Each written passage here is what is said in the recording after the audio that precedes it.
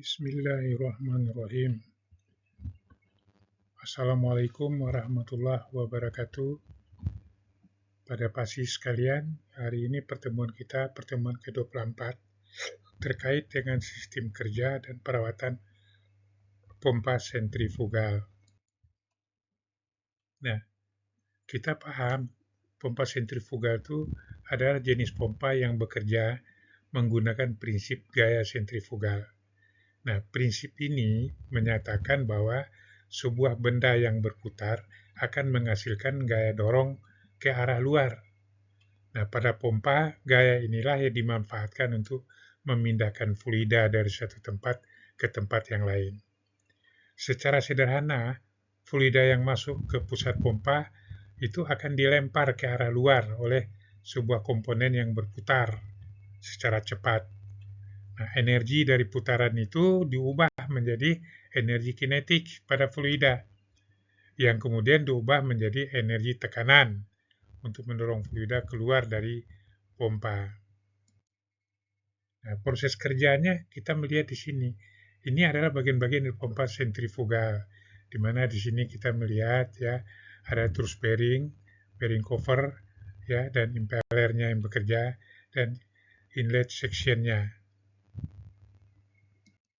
Nah, proses kerja pompa sentrifugal itu dimulai dari fluida memasuki pompa melalui section nozzle dan diarahkan menuju pusat impeller. Kecepatan putar dari impeller kemudian memberikan gaya kepada sentrifugal pada fluida, mendorongnya bergerak di sepanjang sudu-sudu impeller. Nah, fluida yang telah dipercepat itu kemudian yang telah mendapat daya dorong cepat keluar dari impeller dan menabrak dinding casing pompa yang berbentuk spiral. Nah, bentuk fluid yang makin melebar itu akan mengubah energi kinetik kecepatannya menjadi energi tekanan yang kemudian mendorong fluida keluar melalui discharge nozzle. Nah, dua komponen utama dari komponen sentrifugal itu adalah casing dan impeller.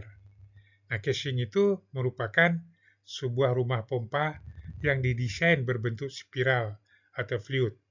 Nah, fungsi utamanya adalah untuk menurunkan kecepatan arah fluida dan mengkonversi energi kinetik menjadi tekanan. Nah, impeller adalah bagian yang berputar dari pompa. Fungsinya adalah untuk mentransfer energi dari putaran motor ke fluida dengan cara mempercepatnya dari pusat ke sisi luar impeller. Nah, desain impellernya sangat berbentuk kepada performa dan kurva karakteristik sebuah pompa. Nah, jenis-jenis dari impeller nih kita bisa lihat ya. Desain impeller itu sangat beragam. Ya, disesuaikan dengan kebutuhan tekanan, lajunya, aliran yang ditekan, dan jenis fluida yang ditangani, jenis fluida yang dikerjakan. Berdasarkan konstruksinya, impeller itu dapat dibedakan menjadi ya, pertama impeller terbuka seperti kita lihat di gambar ini, ya, tipe semi terbuka dan tertutup. Nah, selain itu, impeller juga dapat diklasifikasikan berdasarkan arah alirannya, ya, seperti tipe aliran radial atau disebut dengan radial flow dan tipe aliran campuran mixed flow, ya. Nah, ada juga desain khusus seperti tipe non-clogging untuk fluida yang mengandung pemadatan serta tipe multi-stage untuk menghasilkan tekanan yang sangat tinggi. Nah, komponen dari poros, komponen utamanya adalah poros shaft dan bantalan bearing. Itu komponen utama dari pompa tadi. Nah, poros shaft itu adalah bagian yang berfungsi untuk mentransmisi putaran dari sumber gerak, misalnya motor listrik ke impeller, ya, impeller pompa ya. Terus poros harus didesain kuat untuk menahan gaya putir dan gaya lentur ya yang terjadi selama pengoperasian komponen pompanya. Nah, untuk mendorong poros itu digunakan bantalan atau bearing. Ya. Fungsi bantalannya adalah untuk menahan posisi rotor atau bagian berputar relatif terhadap stator, ya, atau stator atau bagian diam. Ya. Nah, jenis bantalan yang umum digunakan adalah journal bearing untuk menahan gaya radial dan truss bearing untuk menahan gaya aksial. Nah, sedangkan komponen utamanya adalah kopling, ya, kopling. Nah, kopling itu berfungsi untuk menghubungkan dua poros, yaitu poros penggerak, penggerak dari motor, dan poros yang digerakkan, itu poros dari pompa. Penggunaan kopling itu memungkinkan adanya sedikit ketidaklurusan atau misalignment antara motor dan pompa, ya, tanpa merusak komponen. Ada berbagai macam jenis kopling yang digunakan pada pompa, tergantung pada desain sistemnya. Beberapa jenis yang umum antara lain adalah kopling rigid, kopling fleksibel, gear kopling, dan disc kopling. Sedangkan komponen-komponen pendukungnya adalah yaitu sistem packing dan seal. Nah, guna mencegah kebocoran fluida atau untuk mencegah kebocoran fluida, terutama di area di mana poros berputar menembus casing. Di situ diperlukan sistem perapat, ya, atau sealing system. Nah, sistem ini berfungsi untuk mengontrol kebocoran yang mungkin terjadi pada celah, ya, antara bagian yang berputar dan bagian yang diam.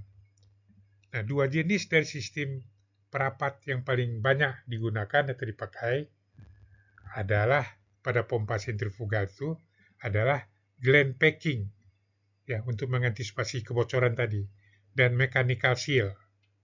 Nah, sedangkan mechanical seal itu menawarkan kemampuan penyekat yang lebih baik dan minim perawatan. Namun harganya relatif mahal dibanding dengan gland packing.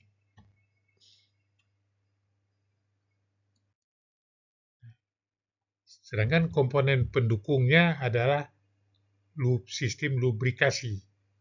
Nah, sistem lubrikasi para pompa itu berfungsi untuk mengurangi konsisten gesekan antara dua permukaan yang saling bertemu, ya, sehingga dapat mengurangi resiko kehausan serta panas yang berlebih. Nah, lubrikasi para pompa terutama sangat penting, ya, untuk komponen bantalan atau bearingnya. Sistem lubrikasi dapat berupa pelumasan, ya, atau oil lubrication, atau pelumasan gemuk, atau grease lubrication.